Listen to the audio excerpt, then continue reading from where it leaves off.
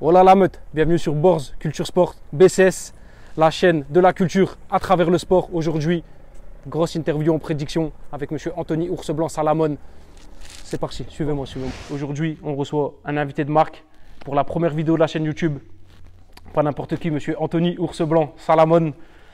Un grand merci d'abord à la M-Top Team de Sofiane Bofiot de nous accueillir dans la salle. C'est très gentil à lui. Aujourd'hui, on ne reçoit pas n'importe qui. C'est un invité qui me tient particulièrement à cœur, frérot. Ça fait longtemps qu'on se connaît, on ne va pas mentir à la caméra. Ça fait longtemps qu'on se connaît. Donc, on va passer aux présentations tout de suite. Anthony Ours Blanc Salamone, dis-nous un petit peu, parle-nous de toi, qui tu es. Bonjour à tous. Bah, écoutez, comme vous l'avez entendu, moi c'est Anthony Salamone. Mon surnom c'est l'Ours Blanc. Pourquoi l'Ours Blanc? Pourquoi l'Ours Blanc? Pourquoi? C'est que je m'attendais à cette question, hein, je te jure. Il n'y a pas vraiment de... Bon, Il n'y a pas vraiment de... Pour En moi, vérité, à l'entraînement, un jour on tournait, c'était sparring, je me souviens, à la team Tourcoing. Et avec Mohamed Saya et Mamadou Gueye, d'ailleurs je passe un grand CLM, il disait ah, vas-y, un ours lui. Et après, tac, on a rigolé, ouais, un ours blanc. C'est physique. Et, ouais, même ça te correspond bien. Moi, je trouve que ça te correspond bien. Je trouve ça c'est resté, et puis voilà. Donc aujourd'hui, tu as quel âge? 25 ans. 25 ans. 25 ans, bientôt 26. Ouais. Ok. Du coup, parle-nous un petit peu de ton. Moi, je le connais, mais pour les gens de la chaîne qui ne connaissent pas, parle-nous un petit peu de tes débuts. On va reprendre chronologiquement tes débuts. Alors, chronologiquement, à la base, j'avais commencé directement par le MMA. Tu as commencé directement? Ouais, j'ai fait. Et ça, il n'y a personne. C'est une info que je savais pas. Ouais. C'était à M aussi. C'était Michael Delvalle en.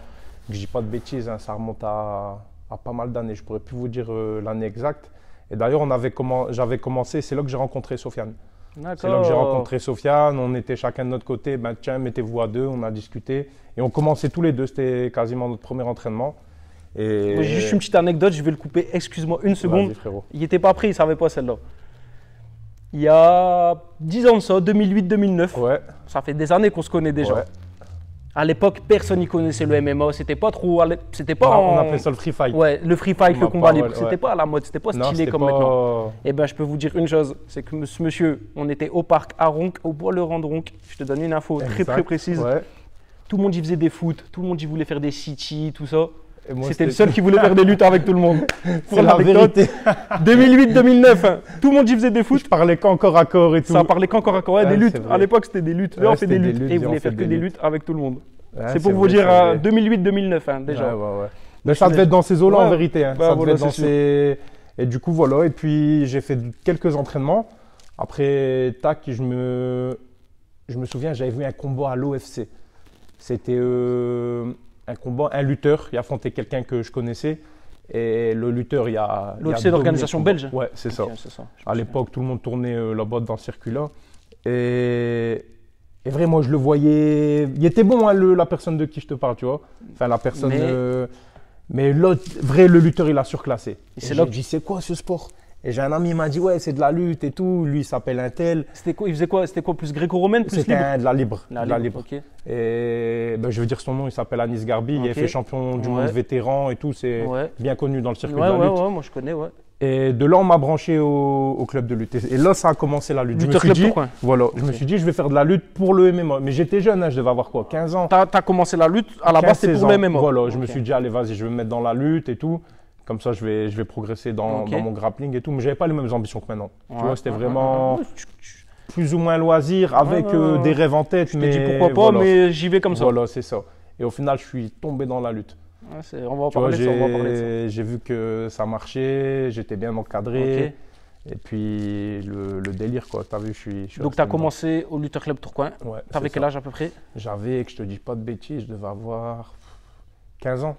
15-16 ans maximum. Ça fait déjà une dizaine d'années que tu as commencé la lutte. C'est ça, ça fait plus ou moins, ça va faire 10 ans. Il devait avoir 16-17 ans quand il commençait les luttes au parc et tout ça. Ouais, c'est ça. Donc, du coup, tu as commencé au Lutteur Club Tourcoing, tu es toujours resté dans ce club? Tout le temps. Pour la lutte, tu es toujours resté? Pour la lutte, tout le temps. Je me suis toujours entraîné là-bas. Bon, après, il y a eu des petits stages à droite à gauche. On a eu un ou deux. Mais sinon, ta base, Lutteur Club Tourcoing. C'est ça. Ok. Et donc, du coup, on va reprendre ton parcours de lutteur chronologiquement. Tu as toujours resté gréco-romaine? Tout le temps. J'ai fait de la libre. Pourquoi la gréco-romaine? Tourcoing, il est spécialisé en gréco. Ok. Mais est-ce que de base… De base, moi, je me suis dit, je vais faire de la libre, tu vois. Ouais. Et j'ai appris à découvrir la gréco. Et puis même au niveau des entraînements, c'était beaucoup plus gréco que libre, tu vois. En junior, j'ai fait les deux. J'ai fait un titre en champion de France en gréco, champion de France en libre. Ouais, et on va en reparler après, de ça. Tu as été champion de France junior. Junior. En quelle année ça? En 2000. T'avais quel âge? Je devais avoir 17 ans. 17 ans, J'avais 17 ans. C'était en quelle catégorie de poids? En 120 kg, junior, ouais. Bon, je faisais pas 120 kg, hein, Ouais, j'étais à 100 kg. Mais je veux dire, de toute façon, moi, depuis que je te connais, tu as toujours un gros gabarit. Tu as toujours été dans ces poids-là. Ouais, c'est ça. Et j'ai fait le doublé. Et après, tu vois, je suis passé senior l'an d'après. Ouais, c'est vrai. Et en fait, en senior, tu choisis gréco ou libre. Tu peux plus, tu vois, tu dois te spécialiser dans une des deux disciplines. Tu es resté sur la gréco. Je suis resté sur la gréco. Et donc, tu es passé double champion de France junior. De là, tu es passé en senior. Ouais, c'est ça. Senior, tu as fait vice-champion de France. J'ai fait la première fois que je fais une médaille en senior. Il faut savoir que la première année en junior surclassé senior, je fais 5e. Ouais, ok, donc tu étais surclassé. J'étais surclassé. Okay. Je luttais aussi déjà en senior. J'étais surclassé et je perds de peu un ancien du milieu. Je perds de peu en 3-5. Et l'an d'après, je fais une médaille. Je redescends en 85 kg. D'accord. Gros régime. Ouais, on va à la fin, on parlera de tout ça parce qu'il y a un gros aspect coaching chez toi. Ouais, c'est ça. Et là, je fais vice-champion de France. Je fais vice-champion de France. Dans la foulée, j'ai ma première sélection en équipe de France. Ok. Ouais. Et puis voilà, après, j'ai continué dedans. Je fais 3e l'an d'après. Je passe à côté de mes championnats. Je sais pas, c'était peut-être un excès de confiance. Tu vois, c'était l'année où je devais faire le titre. Tu vois ce que. T'étais gonflé à bloc.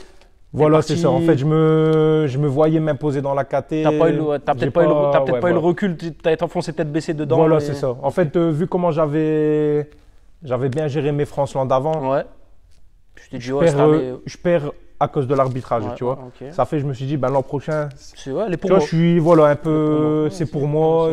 Et la lutte, c'est pas comme le MMA. C'est beaucoup de la logique. Vrai, tu vois, sur le papier, quand il y a un favori, généralement 9 fois sur 10, il s'impose.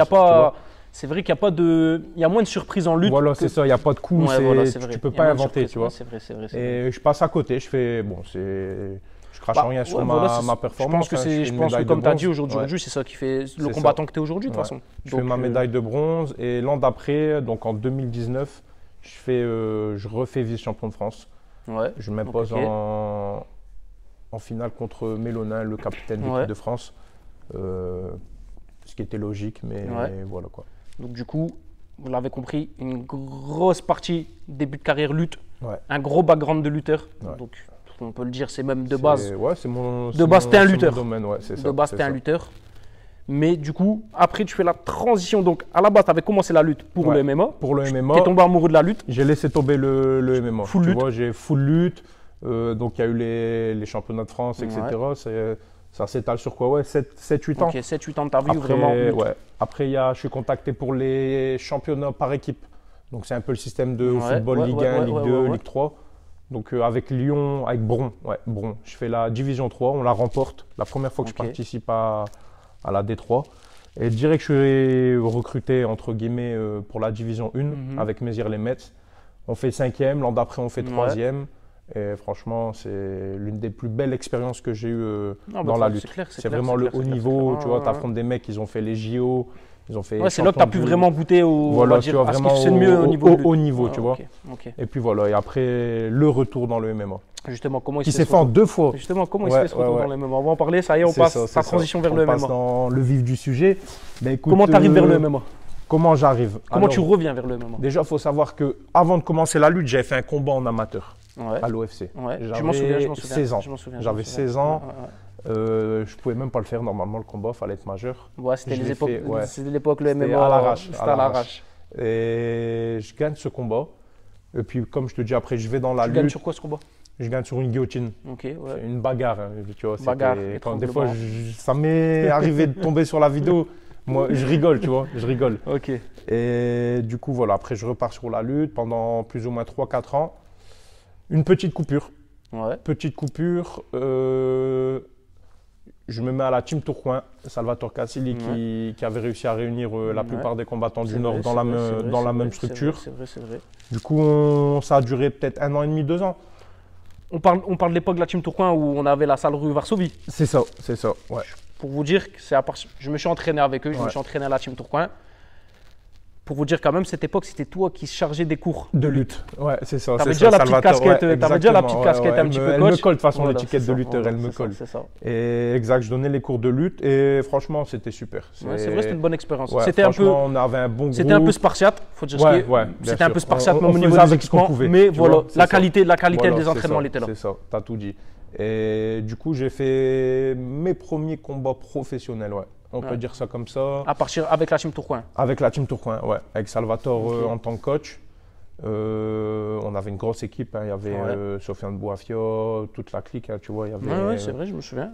Franchement, moi, pour moi, à cette époque, il y avait un petit peu tout ce qui se fait de mieux en MMA il y avait dans le Nord. Ouais, c'est ça.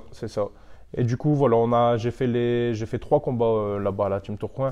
J'ai fait le 100% Fight 27, l'OFC. Ouais, je me souviens. L'OFC, mon premier combat. Ouais. Gros combat de le 100% Fight, gros combat. Ouais, je prends promeneur, j'avais qu'un combat, 2 combats pro, ouais. Et je prends un mec vraiment bien connu, un ancien du circuit, qui avait déjà peut-être une dizaine de combats à son actif, avec pas mal d'expérience et tout. Et je gagne à la décision. Et direct dans la foulée, je vais combattre au HFC, en Suisse.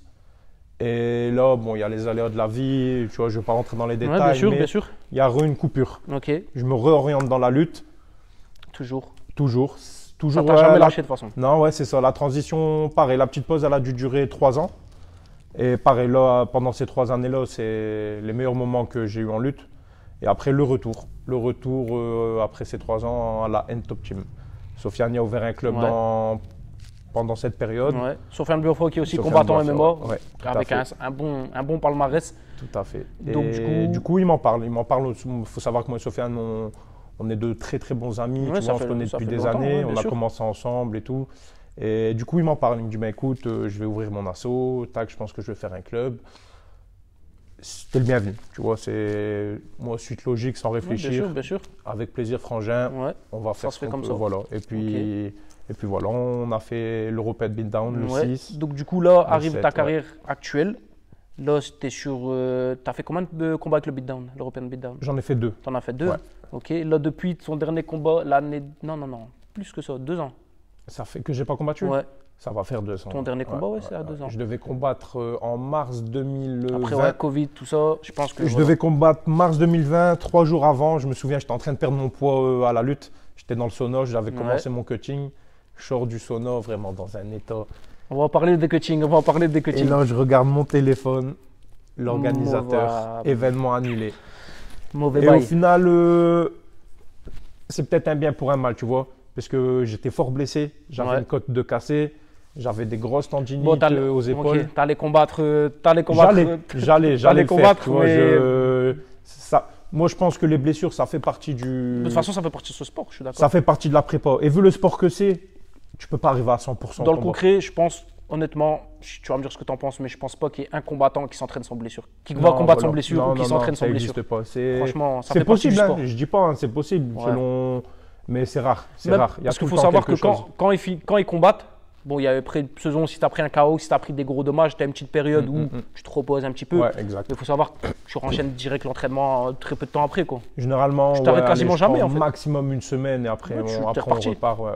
Donc, voilà. Du coup, là, tu as 6-0. 6-0, 6-0 sur ta carrière. Ouais. Donc, invaincu. Avec un combat, un dernier gros combat qui a fait parler. Ouais. Mais on va en parler justement de ça. Il y a eu litige, on va dire. Tu trouves qu'il y a eu litige, toi? Moi, de mon point de vue, non. Mais j'ai eu des avis, quelques critiques sur le dernier round, tu vois. Sur le dernier round, mais moi, je suis fier de ce combat. Franchement, je suis fier. Moi, je trouve que c'est peut-être un de tes combats les plus serrés, mais je pense que c'est le combat qui t'a le plus apporté. Ouais. Franchement, c'est ce que je disais en plus justement après ce combat, c'est que j'ai beaucoup appris. Même par rapport à ton style, tout ça, beaucoup appris, ouais, c'est ça. Parce que déjà, il faut savoir que j'avais jamais fait plus de 2 rounds. La plupart, c'était… Je gagnais au premier round, généralement. Okay. Et là, je suis parti sur un 3x5. Sachant que, bon, avec un combattant qui n'a pas démérité, avec quelqu'un, mon adversaire, Paul Marconi, qui est pas trop connu, mais que c'est un des mecs, tu vois, qui a un niveau, qui a un dur au mal, tu vois. Le mec est là, il lâche rien, il y a un sacré niveau, mais on n'en parle pas. Ouais, c'est vrai. On n'en parle pas. Mais il y a beaucoup de combattants comme ça. Mais il y en a beaucoup, c'est ça, il y en a beaucoup. Et du coup, moi, j'avais aucune vidéo de lui. je sous-estime jamais les adversaires. Encore une fois, je pense, un truc qui résume bien ta carrière, c'est on y va. Voilà, ouais, c'est ça en fait. T'es là pour combattre, ça passe sous sa casse, voilà, tu vois. ça passe sous sa casse. C'est mon destin, j'y vais, je fais les choses, tu vois. Ok. Et surpris. Surpris, mais pas trop en même temps, tu vois.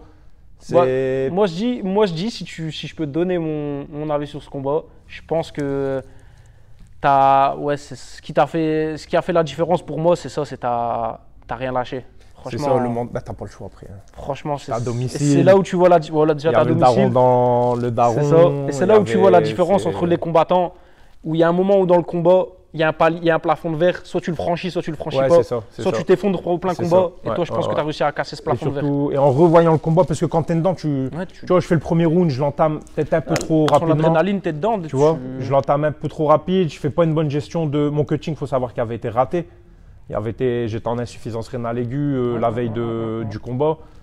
Bref, mais ça c'est un détail, j'ai pas envie de. C'est pas une excuse, tu vois. Voilà. Bien sûr, c'est un fait. Deuxième round, je l'entame, ça va. Je suis dedans, mais je sens que je rentre sur la pente descendante. Et le troisième, je sais pas si c'est le cutting pour ou toi, bien. C'est quoi qui te sauve pendant ce combat? Ta lutte? Ouais, franchement, ouais. Clairement, premier round, deuxième round. Pas de soucis, si bien en pied-point ou en lutte, pied-point c'était kiff-kiff. Sur le dernier, c'est la lutte qui te sauve. Sur le sol, je domine, mais le dernier. Je reviens à tes bases. Le dernier round, je le perds et je reviens vraiment à. C'est vrai, encore plus que des bases, j'ai envie de te dire, à l'instinct. Tu reviens. Tu vois, je m'en prends plein la gueule, si je peux me permettre. Et je pense qu'il n'y en aurait plus d'un qui serait tombé sur ce combat. Je te dis, le plafond de verre, je pense que tu l'as cassé à ce moment-là. À un moment, je me dis, vas-y, faut y aller. Tu t'en prends plein, t'es même plus lucide pour garder ta garde. Sachant que toi, fais ce que tu sais faire. Dans ta tête, est-ce que tu t'es dit que tu avais les 2 premiers rounds ou pas déjà? Toi, dans ta tête, en commençant le troisième? Ouais, mais j'étais pas sûr. T'es jamais sûr de rien. Qu'est-ce qu'ils disent ton coin au moment où tu repars dans le troisième? Sofiane, je me souviens, il rentre avec Walid, il rentre dans la cage, il voit que je suis mort. Il me connaît, tu vois, on s'entraîne ensemble, il voit que je suis dans le rouge. Et il me dit quoi? Sofiane, il y a le chic pour ça. Hein. Il me dit, hey, t'as gagné. Hein. Tu peux pas faire le con là maintenant. Tu vois ce que je veux dire? C'est. Il a su trouver. Continue comme ça, mais dans le fond, je sais qu'il se doutait que j'étais un peu cramé. Et au final, ouais, c'est ça s'est joué. L'importance du coin, c'est important. C'est important, tu vois. T'as pas envie de les décevoir. C'est un sport individuel, mais qui se fait en équipe. Voilà, c'est ce que je dis tout le temps. De un, t'as pas envie de décevoir les gens qui sont venus te voir et tout. Donc, ça travaille, tu vois. Tu te dis. C'est vrai que bon, faut savoir que l'European Beatdown, c'est à Mons, c'est ça. Il faut savoir que tout le secteur était là. Tout le monde. Il y avait pas mal grosse organisation. Franchement, dans le Nord, ils ont fait du gros travail. Bah, franchement, ouais. Et puis, c'est rare des orgas comme ça qui arrivent à amener des milliers de personnes comme ça. Tu vois, surtout on parle de 3, 4, 5, 6 000 personnes. Pour nous qui sommes du nord de la France, surtout, faut savoir qu'on est du nord de la France, on est de Lille. Franchement, dans le Nord, malheureusement, on n'a pas une région très développée sur le MMA. Ouais, c'est ça. Comparé à la région parisienne et tout, ailleurs, ouais, c'est clair. On a un peu de retard, ouais. C'est clair au niveau des structures. Au niveau des clubs aussi, tu vois, on est peut-être 2-3 clubs, mais tu vois. Mais on fait avec, tu vois, j'ai envie de te dire, depuis tout petit, c'est comme ça. Donc en vrai, nous, on s'en rend même pas compte, tu vois. Je pense que c'est ça aussi qui fait la mentalité un petit peu spéciale des gens qui viennent de chez nous, au niveau des combattants, c'est qu'on les guerriers. Ouais, on s'entraînait avec rien parfois. Voilà, c'est ça. C'est comme, j'en parlais en plus, gars, je vais revenir sur M, la première fois que j'ai fait des entraînements. Si tu veux savoir, on mettait des bâches, tu vois, des bâches bleues là. Au sol et on tournait dessus. Ça n'a pas de prix, ça. On n'avait pas de douche, on s'entraînait sur des bâches avec des tu vois ce qu'il y a dans les pneus là, le caoutchouc, tout ça. Les caoutchoucs dans les pneus, on s'entraînait avec ça. C'était là. Je pense que voilà, ça résume bien ta carrière. C'est vraiment vaillant, la vaillance. Tu n'as jamais lâché, tu as eu des beaux, tu as eu des hauts, des bas. Comme tu as dit, tu as eu des coupures. Ouais. Tu as eu des défaites, tu as eu des victoires en lutte. En l'occurrence, quand tu es parti sur la partie senior, quand tu as fait les championnats en senior. Ouais. Sur le MMA aujourd'hui, tu es invaincu. Ouais. Qu'est-ce qu'on peut te souhaiter pour la suite, pour ta carrière de MMA? Est-ce que déjà, il y a une signature? Il y a une grosse signature chez toi? Récemment, il y a une belle signature au niveau du management, le MTK Global. Donc, il faut savoir que c'est une écurie c'est l'écurie de Tyson Fury, de Darren Till, qui est à l'UFC. Plusieurs combattants, il y en a une dizaine qui sont à l'UFC. Et c'est le nombre de combattants. Je pense qu'au moment où ça s'arrive, c'est un peu une récompense aussi du travail que tu as fourni. C'est ça. Tu vois, tu te dis, ah ben enfin, ça commence, mon travail. Tu vois, j'aurais pu signer. J'ai déjà eu des propositions de management. Pourquoi eux? soit je me voyais pas à travers, tu vois. Là, tu t'es senti avec eux. Tu vois, il y a eu des propositions intéressantes. Hein. Il y a des gens en ce moment il y a des bons managers hein, dans le circuit. Je vais pas te dire, mais je me ressens pas personnellement, façon, tu vois. Moi, je trouve, si je peux me permettre, je trouve que tu es atypique dans ta carrière. Tu fais jamais les mêmes choses que les autres. Ouais, c'est vrai. Ouais, comme tu dis, Gare, tu aurais pu signer dans toutes les grandes écuries que tout le monde dit. Tu peux faire, tu aurais pu, je pense même.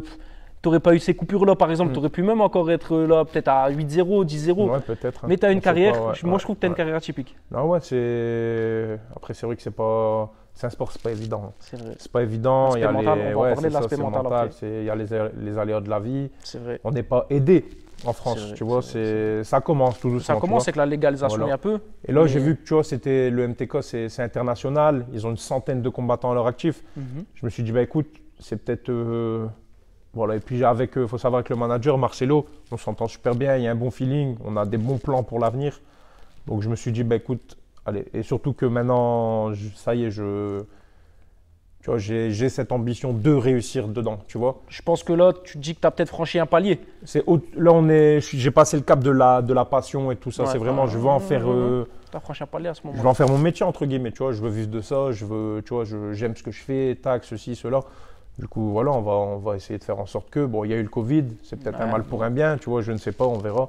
Mais en tout cas… Au niveau de ton style, est-ce qu'on peut s'attendre à un Salamone 2.0 ou pas sans parler, on ne va pas parler des game plans, on ne va pas parler… Mais est-ce qu'on peut s'attendre à… Ouais, je le dis, ouais. On peut s'attendre à un Salamone 2.0 Ouais, un tout nouveau Salamone, ouais. J'ai travaillé les points faibles.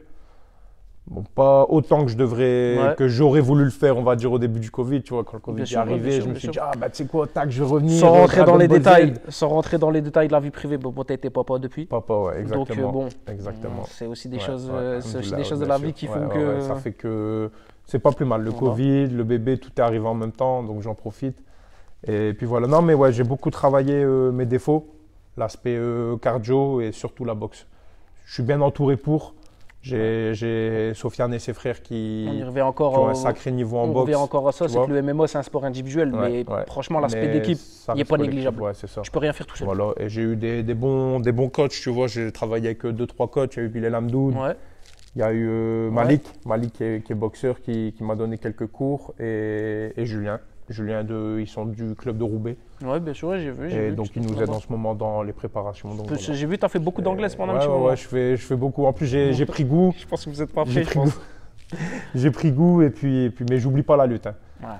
J'entretiens. Après, j'ai envie de te dire, c'est comme du vélo. Ouais, et de toute façon, je pense qu'après, chacun a son style. Mais après, c'est vrai que toi, tu as un style fort marqué. Et je trouve que c'est pas plus mal parce que maintenant, à l'ère où les combattants des MMA deviennent de plus en plus complets, c'est rare les combattants qui ont quand même un style encore ancré, bien défini. Ouais, c'est vrai. Surtout qu'en plus, avant, quand on parlait des MMA, on parlait de quoi? Jiu-jitsu brésilien, c'est vrai. de boxe et tout, tu vois. Et c'est vrai qu'on va dire qu'il y a des combattants qui ont apporté un peu la lutte sur le…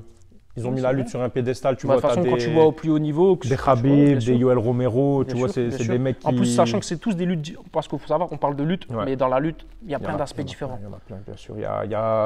On a deux gros styles de lutte, la gréco, la libre, mais on va dire qu'il y a plusieurs styles de libre, plusieurs styles de gréco. Même en MMA, quand on ramène la lutte au MMA, c'est encore une autre lutte. Ouais, bien sûr. Le libre, il aura tendance à attaquer aux jambes. Le gréco, il va vouloir travailler sur la cage ou en clinch. Toi, tu es plus dans ce style-là, toi. En tout cas, dans ton dernier combat. Ouais. La petite souplesse. Je préfère ça, la souplesse aussi. Ouais. Ça, c'est de la gréco, tu vois. En libre, tu ne vas pas forcément voir des souplesses, etc. Mais je pense que la gréco aussi, c'est une des luttes, comme on dit. On dit que c'est une des luttes les plus dures, d'un des sports les plus durs physiquement, et que ça développe vraiment une grosse puissance. Les lutteurs gréco, ils ont les mains lourdes, ils encaissent, ils ont un haut de corps. Quand ils t'arrachent, il n'y a pas d'autre mot, je crois. Non, c'est vrai, exactement. Ils t'arrachent. Bah, écoutez, là, je pense au niveau de la présentation, on pouvait difficilement faire mieux. Vous savez tout sur monsieur Anthony Ourseblanc Salamone qui nous fait encore l'honneur. Un grand merci encore, frérot, de venir aujourd'hui. Franchement, c'est un honneur de le recevoir sur la première vidéo de la chaîne BCS, Bourse Culture Sport. Préparez-vous, il y a du lourd qui arrive. Pour la première, pas hésiter à s'abonner. Pour la première vidéo, je voulais recevoir un invité de marque comme ça. Donc, c'est chose faite. Je suis super content. Ouais. On a passé à la première partie, c'était la présentation de l'invité. Donc, à chaque fois, ça va se dérouler plus ou moins comme ça, les interviews. Il y aura la présentation de l'invité, l'introduction, sa carrière de sportif, sa carrière de combattant. Mais il n'y aura pas que des combattants sur BCS. BCS, c'est la chaîne de la culture à travers le sport. Il y aura un concept dans chaque interview. Donc l'interview concept, c'est ce qu'on appelle le mindset. L'interview mindset, la partie mindset. Le mindset, qu'est-ce que c'est? C'est un mot anglais qui définit l'état d'esprit. En gros, on va reprendre chaque point clé de ta carrière. Donc là, on a parlé tout à l'heure, ta carrière de lutteur, ta transition vers le MMA, ta carrière de MMA, ta signature, etc. Et là, on va reprendre d'autres aspects, mais on va plus parler de l'aspect mental. Ouais. Sur comment tu as fait pour franchir certaines barrières sur le cutting. On va parler du cutting parce que c'est un gros aspect de ta carrière, je pense, le cutting. Et en fait, il y aura l'aspect mindset. Donc en gros, le mindset, on parlera de l'état d'esprit qu'avait M. Anthony Oursalamon sur chacun de ces moments clés de sa carrière. Donc la partie mindset, on va reprendre un point clé. Comme je dis pendant l'interview, c'est le cutting. C'est pas un petit point chez toi, parce que tu as fait beaucoup de variations de poids, je pense. Beaucoup. Beaucoup. Est-ce que tu as un poids de forme plus ou moins dans la vie de tous les jours? Ouais. Je me sens bien. Déjà, il faut savoir que je combats en 84 kilos, mais généralement, je suis tout le temps, je tourne à 93, 94. On va dire que là, c'est mon poids où, quand je suis hors combat, tu vois. Mais mon poids vraiment de forme où je me sens vraiment bien. Optimal, le jour du combat, tu es à 84, non? Le jour du combat, tu es à 84. Je combats en 84, mais le jour du combat, justement, je suis à on va en reprendre. 92, 93. Donc du coup, tu fais des cuttings, tu en as fait beaucoup. Pour Ouais, ta carrière de lutteur, bah déjà en lutte, je pense qu'il y a beaucoup, surtout dans les catégories de poids, le cutting c'est très présent. En plus, j'ai beaucoup changé de catégorie en lutte. J'ai essayé de trouver celle qui me correspondait le mieux par rapport à mon style, etc. J'ai fait. Au final, j'ai lutté en 97 kilos la plupart du temps. J'ai fait 120 kilos en junior et 84. J'ai lutté aussi en 84. C'est-à-dire plus ou moins tout le temps, c'est 20 kilos d'écart qui. Tu vois. Et si on peut revenir du coup sur la partie mindset par rapport au cutting, c'est quoi le point le plus dur pour toi? Parce que je pense que le cutting, au-delà de la difficulté physique, je pense que c'est tout en. J'ai jamais fait de cutting, mais j'ai vu. J'ai envie de te dire, déjà, qu'est-ce que c'est le cutting? Le cutting, plus ou moins, on va dire, c'est une méthode qui va permettre à la personne de perdre du poids, mais de l'eau en fait. De l'eau. Principalement de l'eau. Voilà, c'est ça. Donc tout ce qui est rétention d'eau, tout ce qui est. L'eau intracellulaire, extracellulaire, on va vraiment se déshydrater, on va rentrer dans une phase de déshydratation. La première, c'est d'abord, je pense qu'il y a une phase d'abord de surhydratation, c'est ça? Ouais, c'est ça. On arrive à une semaine de la pesée, on arrive à des 8 litres d'eau par jour. 8 litres d'eau par jour. C'est là où l'aspect mindset, c'est là où l'état d'esprit joue, je pense. Je pense que tu peux perdre ton combat sur le cutting. Franchement, sur le dernier combat, on va dire que je le sais moi-même. Qu'en partie, le combat il était difficile sur la durée. Le cardio, tout ça, à cause du cutting. Parce qu'il faut savoir que tu as un avantage de poids. Mais si tu l'as mal géré. Bien entendu, tu perds des performances. C'est-à-dire, même s'il est bien géré, je vais dire une bêtise, mais tu vas perdre 10-15% de tes capacités de base, tu vois. Donc en plus, tu as le stress. Donc si à l'entraînement, tu es bof, forcément, tu te dis qu'en combat, tu vas être encore pire. Et du coup, justement, par rapport à cet aspect mindset, est-ce que toi, tu es quelqu'un. Comment tu gères tes avant-combats? Est-ce que tu es quelqu'un qui est stressé? Est-ce que tu gères le stress? Tu as une certaine manière de gérer le stress? Ça va, je ne veux pas te mentir. Déjà, le cutting, c'est le premier combat. C'est le plus dur. Le régime, faire sa prépa, s'entraîner 2 fois par jour, pas trop manger, tu vois, perdre beaucoup de poids, des 10-15 kilos des fois. Donc déjà là, ça forge le mental. Déjà de une. Et arriver la semaine du combat, non, je ne suis pas trop stressé. Je suis stressé à quel moment? Et c'est fou, hein, parce que des fois, même moi, je me dis, attends, je vais combattre là, dans 5-6 heures, je suis, tu vois, cool. Et c'est au moment où je vois qu'il reste 1 ou 2 combats et que je vais m'échauffer. Je pense qu'il y a une longue attente en plus. Je pense que pour les combattants, moi en tout cas, je sais que de ce que j'ai vu, de ce que j'ai entendu, c'est un des moments les plus cruciaux. C'est les heures où tu es dans le vestiaire, t'attends. C'est exactement ça. Tu es dans le vestiaire. Toi, généralement, à l'EBD, par exemple, j'ai combattu en fin d'événement. Donc, généralement, c'est vers 22 heures, tu vois. Donc je me déconnecte, je ne vais pas te mentir, dès le jour même, j'éteins le téléphone. Comme ça, il n'y a pas de parasites à droite, à gauche. Bien sûr, tu es focus. Tu vois, je passe voir ma mère, parce que ma mère, il faut savoir qu'elle a horreur de ce sport. Il faut que je passe chez moi, je lui fais un gros bisou sur le front. Je lui dis, tu la rassures? Voilà, je lui dis, en même temps, c'est ma force un peu, bien tu sûr, vois. Bien sûr. Donc tu puisses ta force à travers ta famille. Je la famille. rassure. Même moi-même, je ne sais pas comment ça va se passer. Peut-être je vais revenir, une tête, je vais être Picasso, tu vois. Mais dans ta tête, tu dis, c'est bon, j'ai été voir ma mère. J'ai été voir ma mère, je me ressource un peu et je vais à la salle. Je vais à l'événement. Là, c'est à Mons, donc c'est à 1 heure d'ici. On a de la chance, tu vois. Ça me permet de. Je pars pas en déplacement, etc. C'est déjà un autre aspect tu vois, quand tu es loin de chez toi et tout. Et puis voilà, j'arrive là-bas, je me concentre, je me remets à Dieu et puis Et puis après, voilà. Après, j'ai envie de te dire, c'est plus de l'appréhension que du stress, tu vois. Tu as peur de mal faire. En soi, voilà, je pense, est-ce que tu as peur de décevoir ou est-ce que tu as peur du résultat ou quoi? Ou c'est même pas ça, c'est juste… Si, c'est ça en fait. Je m'en fous de ce qui peut m'arriver dans la cage, tu vois. Peut-être je vais rentrer au bout de 2 secondes, je vais être KO. Ou, tu vois, toi-même, peu importe. Tu vois, je me dis à moi-même, peu importe. Je me mets à nu, je rentre dans une cage, il y a 3-4 000 personnes, il y a peut-être je sais pas combien qui regardent sur Internet. Je rentre dans la cage, tac, voilà. Je peux pas être plus exposé que ça, tu vois. Ouais, bien sûr. Je fais le combat et puis vraiment, ce qui me stresse le plus, c'est de me dire, ça fait 8 semaines que je m'entraîne, est-ce que je vais mal faire, est-ce que j'ai pas fait tout ça pour rien, est-ce que je vais performer, mais ces questions-là, elles partent à partir de quand? Au moment où tu rentres dans la cage? À partir de quand? Déjà, ouais, c'est ça en fait. Dès que la musique, elle commence. Tu vois, ta musique d'entrée, boum, elle part. C'est une sensation, hein, je ne vais pas te mentir, et je le dis souvent aux gens. C'est vrai que les combattants… Elle est indescriptible, tu vois. C'est limite, c'est une drogue. Tu vois, quelques temps après, là, ça fait 2 ans que je n'ai pas combattu, je suis comme ça. Il y a beaucoup de combattants en fin de carrière, justement, qui n'arrivent pas à retrouver cette adrénaline qu'ils avaient dans leur carrière de combattant. Et voilà, tu rentres, tu oublies tout. Une fois que tu es dans la cage, tu te dis voilà, dans 15 minutes, c'est fini. Tu vois? Je donne tout, j'ai 15 minutes. Je donne tout, là, j'ai 15 minutes. Sur 15 minutes. Mais le truc, c'est que tu peux pas aller comme un barjo. Tu es obligé de garder une certaine lucidité. Tu as un game plan, tu as ton point à écouter. Est-ce que tu es quelqu'un Est-ce que tu arrives à avoir ce recul quand tu rentres dans ton coin, par exemple à la fin du premier round, d'avoir ce recul, d'écouter tes coachs et de repartir avec les conseils de tes coachs? Franchement, ouais, parce que grâce à la lutte. Je vais pas te mentir que c'est beaucoup grâce à la lutte. La lutte, c'est pas comme les MMA, tu vois. J'ai dû faire peut-être 200, 300 combats dans ma vie de lutte, tu vois. Et j'ai toujours eu un bon entraîneur. Et du coup, je me suis inspiré un peu de ses façons de faire et tout. Tu vois, d'ailleurs, je passe un grand bonjour à Rachid Gilmanou, du Lutteur Club de Tourcoing. Grand monsieur du Lutteur Club de Tourcoing, tout à fait. Et du coup, voilà, tu vois, on va dire que j'ai été bien enseigné, tu vois. Okay. Du coup, dans le MMA, je fais une transparence, tu vois. Du coup, voilà, l'aspect mental, on peut dire que dans la carrière d'un combattant, c'est à combien de pourcents tu la places? Sans mentir, allez, dans la carrière en elle-même, l'aspect mental, ça joue beaucoup, plus de 50%. Si tu l'as pas, tu peux louper ta carrière. Il y en a, je connais des gens qui sont très très forts à l'entraînement, c'est des champions du monde, les fameux, tu vois, et ça peut être dans tous les sports. Et qu'une fois en combat ou dans un match ou autre, ils perdent tous leurs moyens. Ils perdent tous leurs moyens. Mais vraiment, tu te dis, c'est pas le même mec. Tu te dis, non, je pense que c'est là que tu vois la différence entre, voilà, comme tu dis, les champions et ceux qui n'arrivent pas à franchir le palier. C'est l'aspect mental. Ouais, c'est ça. C'est ce fameux mindset. Ouais, c'est ça. Et justement, c'est un point important parce que de nos jours, il y a beaucoup de gens, lui, il va perdre, il va être critiqué, ou bien, tu vois, les gens, ils vont se moquer, etc. Mais moi, je dis toujours que même quelqu'un qui perd, il mérite tout le respect du monde. Parce que moi-même, en tant que combattant, je sais ce que ça représente déjà que le premier pas, de faire sa prépa, les exigences, les sacrifices que ça demande. Déjà, passer cette partie-là, tu as le combat et rentrer dans le combat, même si tu perds, tu fais une vieille performance, c'est pas grave. Il n'y a pas de honte, il n'y a rien. Toi, tu es là. Excusez-moi l'expression, tu as porté tes couilles. Tu vois, et puis voilà, c'est ça. Malheureusement, ça, c'est un message que j'essaye de faire passer un peu aux gens.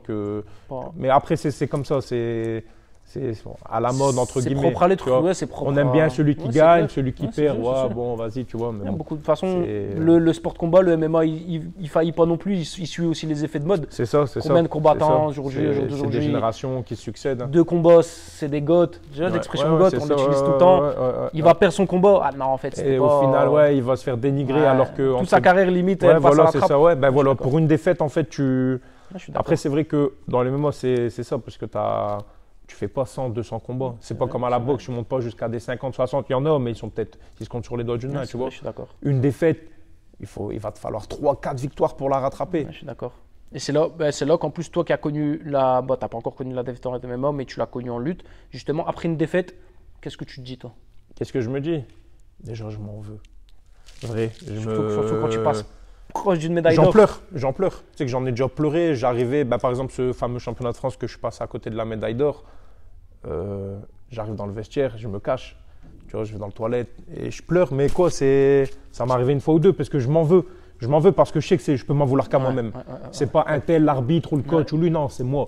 C'est moi. J'étais pas là, j'ai mal fait, ceci, cela. C'est mon problème. De toute façon, comme on dit dans les sports de combat, que ce soit en lutte, en MMA, en boxe, si tu veux pas que l'arbitre soit il te vole ton combat, il te vole ta décision. C'est à toi de faire le nécessaire. C'est à toi de faire le nécessaire. Et puis voilà. Après, je me dis quoi quand je perds?